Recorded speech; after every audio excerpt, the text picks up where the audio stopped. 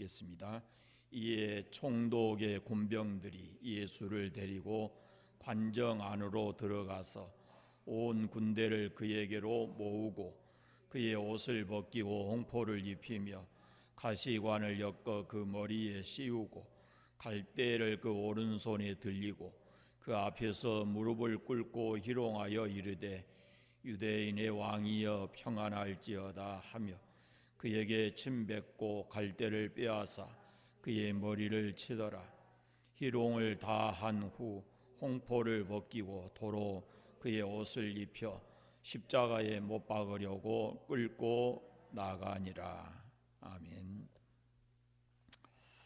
고난 주간입니다. 예수님의 죽음에 관해서 특별히 십자가의 죽음에 관한 내용들을 우리가 늘 말씀을 통해서 듣고 있지만 이 고난 주간에는 좀 더 깊이 우리가 묵상할 필요가 있고, 특별히 이제 4월 2일 금요일은 예수님이 십자가에 못 박히신 성금요일이기 때문에 다시 한번 예수님의 죽음에 관한 말씀을 드리려고 합니다. 예수님께서 오늘 읽은 말씀처럼 이런 고난을 당하시고 십자가에 이렇게 못 박혀 죽으십니다. 예수님이 오시기 600년 전에 이사야 선지자는 이렇게 예언을 합니다. 그의 찔림은 우리의 허물 때문이요 그의 상함은 우리의 죄악 때문이라. 그가 징계를 받음으로 우리가 평화를 누리고 그가 채찍에 맞음으로 우리는 나음을 받았도다.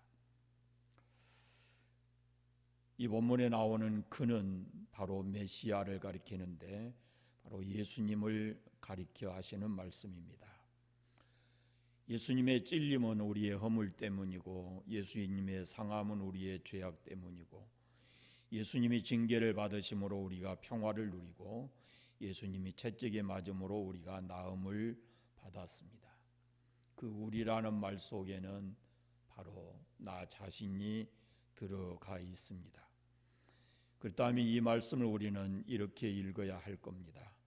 예수님의 찔림은 나의 허물 때문이요 예수님의 상함은 나의 죄악 때문이고 예수님이 징계를 받음으로 나는 평화를 누리고 예수님이 채찍에 맞음으로 내가 나음을 입었도다, 나음을 받았도다. 그렇게 우리가 읽어야 할 것입니다. 만약에 이 본문을 이렇게 읽을 수 있고 또 이렇게 믿을 수 있다면 그 사람은 복이 있는 사람입니다. 구원받은 사람일 것이고 주께로부터 은혜 받은 사람일 것이고 지금도 하나님의 그 사랑을 받고 있는 사람일 것입니다. 그런데 너무나 많은 사람이 이것을 모르고 세상을 삽니다. 예수님의 고난과 십자가의 죽음이 나 자신을 위한 것이다 라는 것을 모르고 삽니다. 예수님은 나의 허물과 죄악 때문에 나를 위해서 많은 사람들로부터 수치와 모욕을 당하셨습니다. 그리고 죄인의 모습으로 처참하게 십자가에 못 박혀서 돌아가십니다. 예수님의 고난의 그 과정을 제가 잠깐 오늘 말씀을 통해서 함께 나누겠습니다. 먼저 첫째는 배신당하신 예수님입니다. 예수님의 죽음은 제자들의 배신으로부터 시작이 됩니다. 가장 사랑했던 사람, 가장 믿었던 사람에게 이 배신당하는 것은 참 이건 마음 아프고 고통스러운 일이죠. 근데 예수님의 고난과 죽음은 그가 사랑해서 제자로 부르셨던 사람들, 가룟 유다의 배신, 또 수제자인 베드로의 배신으로부터 시작이 됩니다. 가룟 유다는 30의 스승인 예수님을 팔았습니다. 수제자라고 하는 베드로도 예수님이 잡히셨을 때에 나는 예수님을 모른다라고 부인하고 도망갔습니다. 그냥 모른다 한 것이 아니고 예수님을 저주하면서까지 모른다 그랬습니다. 우리가 알고 있듯이 예수님에게는 제자가 많지 않습니다. 불과 12명 밖에 안 되는데 그 중에 가룟 유다로부터 배신당하고 팔리고 수제자인 베드로는 예수님을 모른다고 부인했습니다. 가룟 유다는 12명 가운데 돈괴를 맡은 사람이었습니다. 그런데 그가 은 30에 예수님을 팔았습니다. 예수님을 배신했습니다. 예수님은 이 가룟 유다를 놓고 성경에 이렇게 말씀합니다. 인자는 자기에 대하여 기록된 대로 가거니와 인자를 파는 그 사람에게는 화가 있으리로다.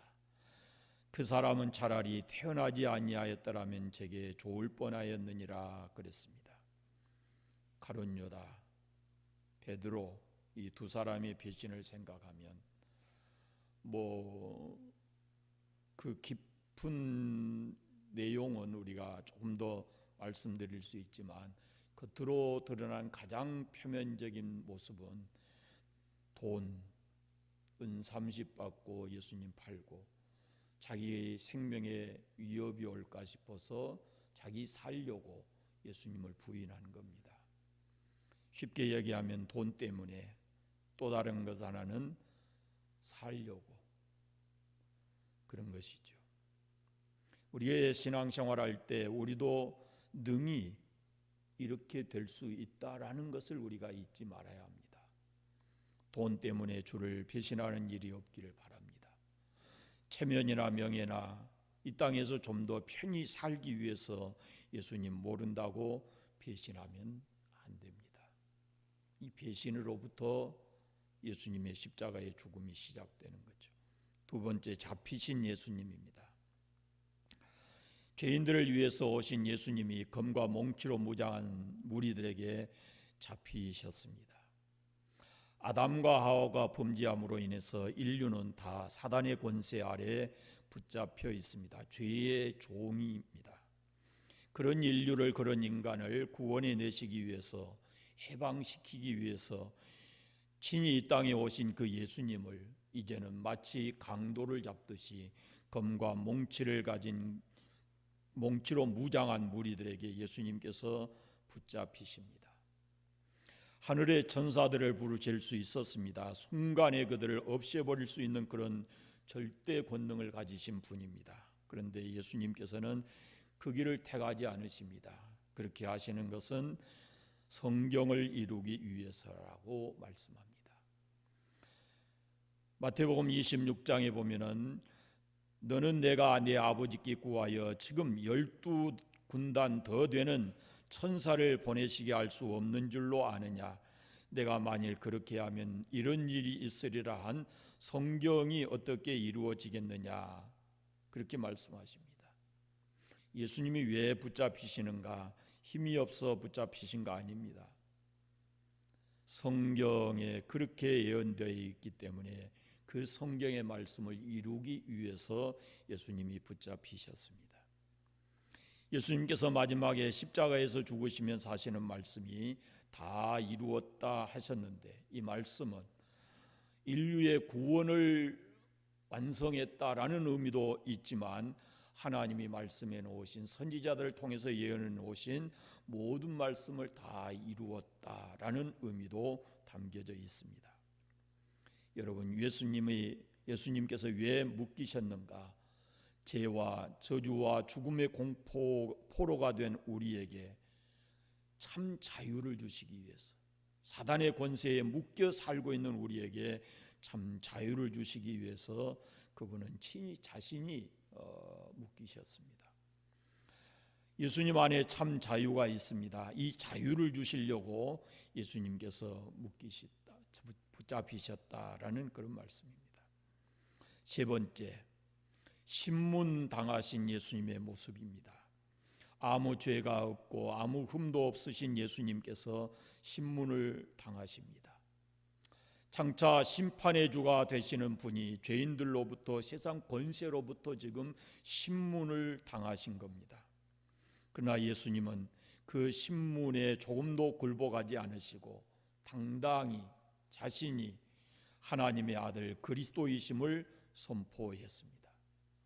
마태복음 26장에 예수께서 침묵하시거늘 대제사장이 이르되 내가 너로 살아계신 하나님께 맹세하게 하노니 네가 하나님의 아들 그리스도인지 우리에게 말하라 했을 때 예수님은 분명하게 그들에게 답하십니다. 예수께서 이르시되 네가 말하였느니라. 그러나 내가 너희에게 이르노니 이후에 인자가 권능의 우편에 앉은 것과 하늘 구름을 타고 오는 것을 너희가 보리라. 이렇게 말씀하셨습니다. 사랑하는 여러분, 세상이 우리를 속이고 위협한다 할지라도 적어도 우리는 어디에서든지 내가 예수 그리스도를 믿는 믿음의 삶, 예수님 안에서 우리가 천국의 소망을 가지고 있는 사람으로서 좀 더 당당하게 부끄럽지 않게 우리가 삶을 살아야 합니다. 세상이 어둡고 캄캄합니다. 그러나 낙심할 필요가 없습니다. 원망하고 불평할 필요도 없습니다. 세상은 우리에게 불안과 두려움을 주지만 예수 그리스도 안에 참 평안이 있고 예수 그리스도 안에 빛이 있습니다.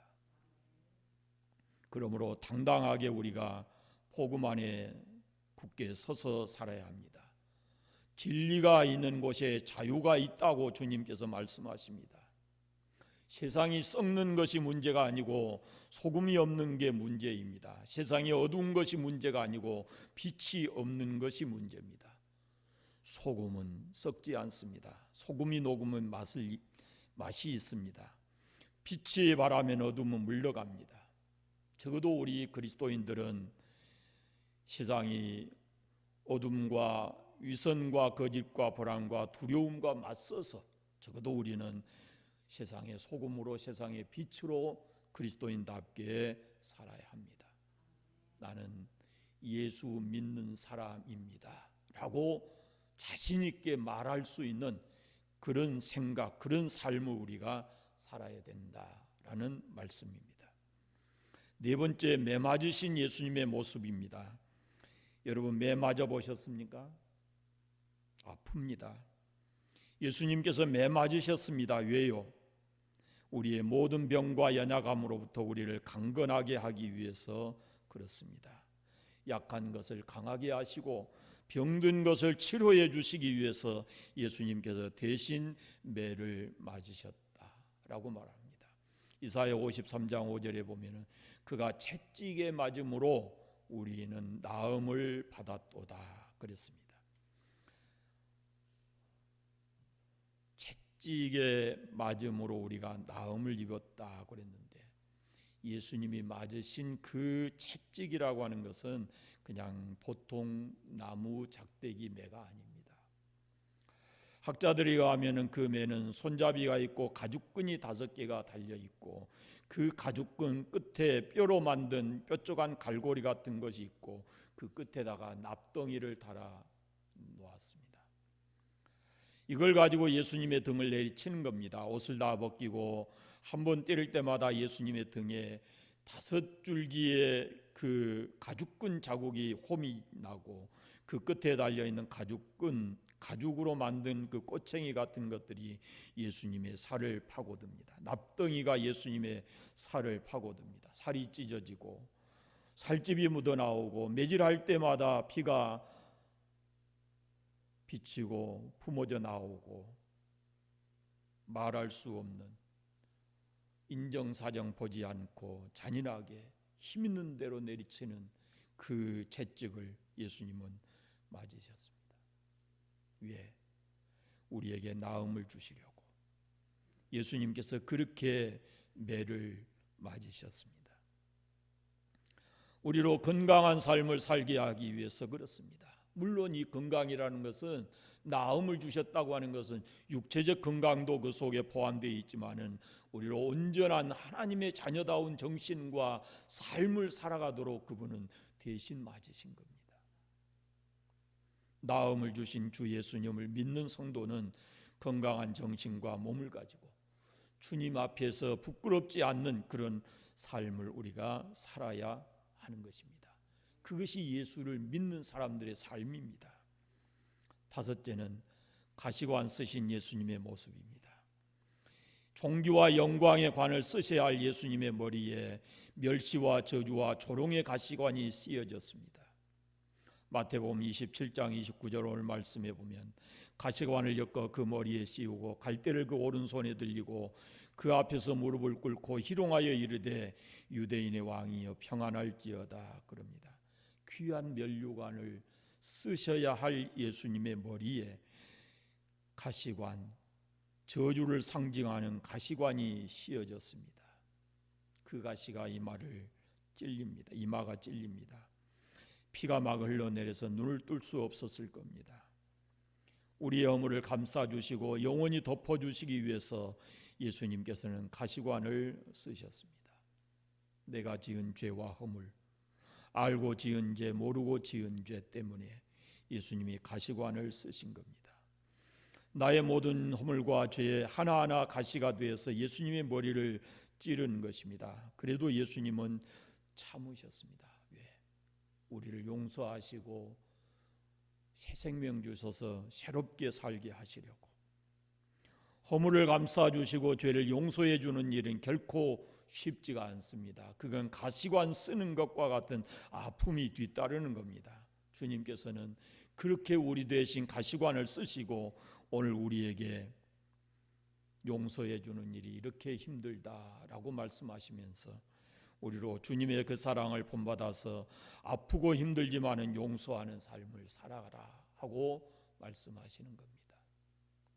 여섯째, 십자가 지고 가신 예수님의 모습입니다. 예수님의 등은 이미 채찍에 찢겨져 있었습니다. 그런데 그 등에 찢어진 그 상처에 십자가를 지고 골고다 언덕을 향해서 올라갑니다. 넘어집니다. 쓰러집니다. 말할 수 없이 아프지만 그래도 참고 십자가 지고 골고다를 향해서 갑니다. 쓰러질 때마다 로마의 병정들이 발길질하고 채찍으로 내리칩니다. 지나가는 사람마다 조롱합니다. 침뱉고 비웃습니다. 그 십자가에서 예수님은 우리 인생의 질고를 다 지셨습니다. 우리의 슬픔을 당하셨습니다. 이사야 53장 4절에 그는 실로 우리의 질고를 지고 우리의 슬픔을 당하였거늘 우리는 생각하기를 그는 징벌을 받아서 하나님께 맞으며 고난을 당한다 하였노라 그랬습니다. 우리의 질고를 다 지시고 우리의 슬픔을 다 당하신 그 예수님께서 우리 인생을 향해서 이렇게 말씀하십니다. 너희에게 수고하고 무거운 짐이 있느냐? 다 내게로 오너라. 내가 이미 너희들의 질고와 너희들의 슬픔과 이런 것을 모두 다 당했으니 수고하고 무거운 짐진 자들아 다 내게로 와라. 그리고 내 안에서 쉬어라. 이렇게 예수님께서 우리를 부르십니다. 우리를 주님 안에서 쉬게 하시려고 쉬라고 주님께서 우리를 부르십니다. 그 주님의 십자가는 바로 우리에게 참된 안식을 주는 그런 십자가입니다. 우리의 무거운 질고를 다 내려놓고 예수님 안에서 참된 안식을 누리라 이렇게 말씀하십니다. 예수님이 지신 십자가는 그 안에 참 안식이 있습니다. 거기 죄사함이 있고 거기에 구원의 진리가 있고 거기 하늘 가는 길이 있습니다. 이제 우리는 이 십자가를 지고 주님을 뒤따릅니다. 실족하지 말고 십자가 무겁다고 내려놓지 말고 주님이 내게 주신 그 길, 그 십자가 끝까지 지고 잘 가시기를 바랍니다. 일곱 번째는 벌거벗겨진 예수님의 모습입니다. 예수님 나이 33세입니다. 건강하신 예수님, 인격자이신 예수님, 영광 받으셔야 할 예수님께서 옷 다 벗김을 당하셨습니다. 옷 실오라기 하나 걸치지 않으셨습니다. 온갖 조롱과 비웃음 속에서 예수님은 그렇게 벌거벗겨진 몸으로 십자가에 달리고 벗겨진 옷을 십자가 밑에서 이 사람들이 제비 뽑아 나누어 가집니다. 예수님께서는 옷까지 다 빼앗기시고 벌거벗겨진 채 십자가를 지십니다. 그 인격과 그 자존심이 짓밟히면서까지 십자가를 지셨습니다. 왜요? 우리를 사랑하시기 때문입니다. 나 때문에 예수님께서 수치를 당하시고 나 때문에 예수님께서 모욕을 당하셨습니다. 로마서 10장에 이렇게 말씀합니다. 성경에 이르되 누구든지 그를 믿는 자는 부끄러움을 당하지 아니하리라. 예수님을 믿는 사람들이 부끄러움 당하지 않게 하기 위해서 예수님이 대신 십자가에서 부끄러움을 당하셨습니다. 그러므로 예수님을 믿으면 수치를 당하지 아니하고 부끄러움을 당하지 아니하고 하나님의 사랑으로 옷 입히시고 하나님의 사랑 안에서 우리가 살게 됩니다. 우리가 예수님 때문에 어떤 수치를 당하고 어떤 부끄러움을 당하십니까? 그 부끄러움 아무것도 아닙니다. 벌거벗겨지지는 않았잖아요. 초대교회 성도들은 아마 주님처럼 이렇게 되었을지도 모릅니다. 오히려 주님 때문에 그들이 너무 많은 부끄러움을 당했을지도 모르겠습니다. 그러나 오늘 우리 시대에 이런 부끄러움은 없습니다. 우리가 어떤 부끄러움을 당한들 예수님이 받으신 그 수치와 부끄러움에 비할 수 있겠습니까? 그저 우리에게 주님이 주시는 그 은혜, 주님이 주시는 그 일에 우리가 쓰임 받는 것만으로도 감사하고 그를 끊임없이 찬양해야 할 것입니다. 여덟 번째 십자가에 못 박히신 예수님의 모습입니다. 제가 이 고난 주간 들어오면서 아침이면 새벽기도 끝나고 가면은 제 방에 가서 십자가에 관한 그 복음성을 듣습니다. 이 유튜브로 해서 계속 나오는 그런 게 있어요. 여기 보면 그때 그 무리들이 예수님 못 박았네 하는 그런 찬송들이 나옵니다. 세 개의 못으로 예수님을 십자가에 못 박았다고. 예수님은 양손과 양발에 못이 박히셨습니다. 정확히 말하면 양손에 그리고 발은 이렇게 포개져서 그렇게 못이 박히셨습니다.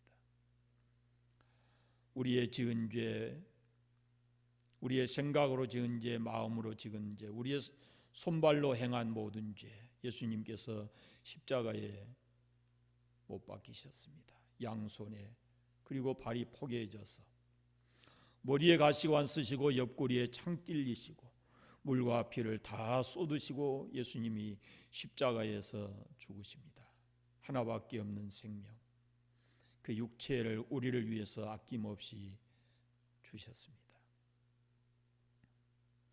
우리가 사순절에 주님의 은혜를 더 깊이 깨달아 알아야 됩니다. 그 은혜를 우리가 더 깊이 갈망해야 되는데 이제는 그 은혜를 우리가 깨닫고 우리에게 있는 모든 것을 그분에게 아낌없이 드릴 수 있는 그런 마음이 우리에게 생겨져야 합니다.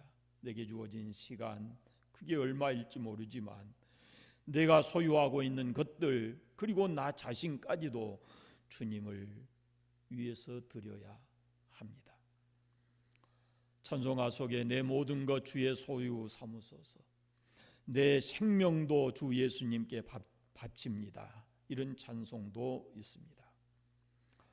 주님께서 자신의 생명을 십자가에 내주시고 그 흘리신 피로 값을 지불하시고 죄인인 우리를 사셔서 하나님의 아들 삼으시고 하나님의 나라를 기업으로 주시고 우리에게 하늘 소망을 가지고 살게 하셨습니다. 그 구원의 은혜에 감사하고 우리에게 시간이 있어서 건강이 있어서 우리가 이 땅에서 주를 더 경외하고 살아야 된다면 우리에게 주어진 사명을 최선을 다해서 감당하며 살게 되기를 바랍니다. 마지막 9번째 십자가에서 죽으신 예수님의 모습입니다. 이 땅에서의 죽음은 누구에게든지 절망이요 좌절이요 끝장입니다. 그래서 죽음 앞에서 사람들이 통곡하고 몸부림칩니다. 그러나 예수님의 구원은 죽음은 끝이 아닙니다. 그것은 구원의 완성이요 우리에게 영생이요 우리에게 산 소망이요 승리요 우리의 삶을 새롭게 창조하는 역사의 시작이 바로 십자가로부터 시작되어집니다. 십자가에서 죽으실 때 자기 죄를 회개한 강도에게 낙원을 주님께서 허락하셨고, 그리고 성전의 휘장이 위에서부터 아래로 나누어져서 온 인류에게 하늘 가는 밝은 길을 활짝 열어 놓으셨습니다. 히브리서 10장에 그러므로 형제들아, 우리가 예수의 피를 힘입어 성소에 들어갈 담력을 얻었나니 그 길은 우리를 위하여 휘장 가운데로 열어놓으신 새로운 산 길이요, 휘장은 그의 육체니라.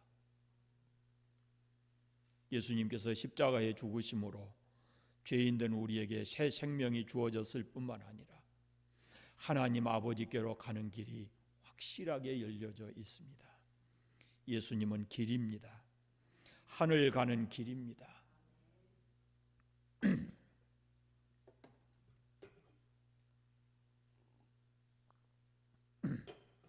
길이 여기저기 많이 있는 거 아닙니다.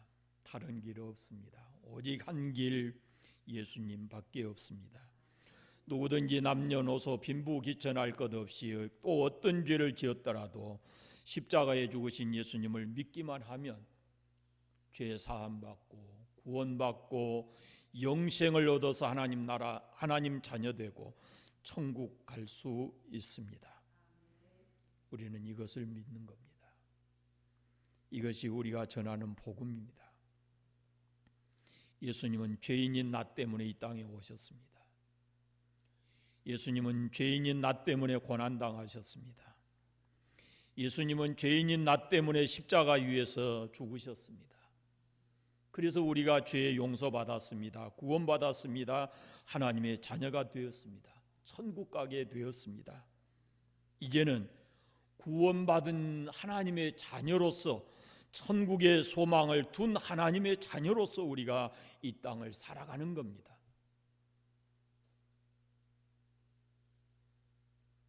우리의 삶이 달라야 하지 않겠습니까? 우리를 구원해 주신 주님을 끊임없이 우리가 찬양해야 될 것이고, 그리고 그 구원의 주님을 세상 속에 전해야 할 것이고, 세상 속에 나가서는 그렇게 은혜를 입고 구원받은 사람처럼 당당하게 부끄럽지 않게 세상을 살아가야 할 것입니다. 예수님이 배신당하시고 십자가에서 마지막 죽는 과정까지 9단계로 제가 이렇게 말씀드렸는데, 한번 깊이 묵상해 보시고 예수님이 십자가 지시는 금요일 날쯤에는 여러분이 다시 한번 십자가에 달리신 예수님과 눈을 마주치고, 그리고 우리의 참된 모습을 그분 앞에서 보게 되기를 바랍니다. 기도하겠습니다. 하나님 아버지, 감사합니다. 1000번 만번 생각해도 우리에게 아무 자격 없고 부끄럽고 죄송한 것뿐인데 구원의 주의 자녀 삼아주신 은혜 감사합니다.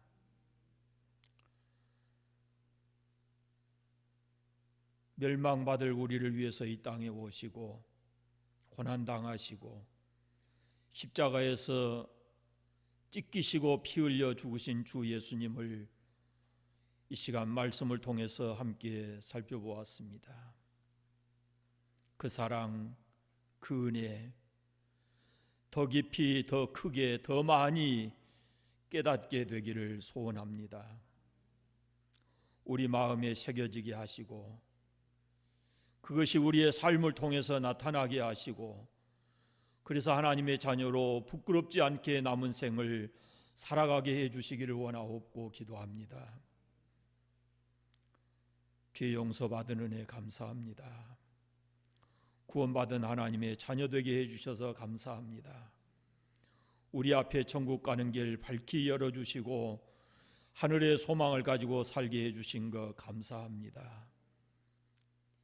잊지 않고 우리의 다리에 힘 주셔서 그 길 잘 걸어갈 수 있도록 은혜 베풀어 주시옵소서. 죄 지을 때 성령 하나님 깨닫게 해주시고 무릎을 쳐서라도 주님 십자가 앞에 엎드려 회개하게 하시고, 그리고 하나님의 자녀로 새롭게 살아갈 수 있는 저희들 되게 하여 주시옵소서. 부활주일 앞에 있습니다. 십자가 없는 부활은 없는 줄로 믿습니다. 우리가 부활의 참된 기쁨을 경험하기 위해서 주의 십자가의 은혜를 더 깊이 깨닫게 하여 주시고, 나 때문에 십자가 지시고 죽으신 주님과 눈 마주치게 하시고, 주님 만나게 하시고, 주님 앞에 우리가 무릎 꿇어 그 사랑 그 은혜 깨달을 수 있도록 은혜 베풀어 주시기를 원하옵고 기도합니다. 요 며칠 부활주일이 돌아올 때까지 그 시간들이 우리에게 참으로 소중하고 귀한 시간들 다 되게 하여 주시옵소서. 예수님의 이름으로 기도드리옵나이다. 아멘.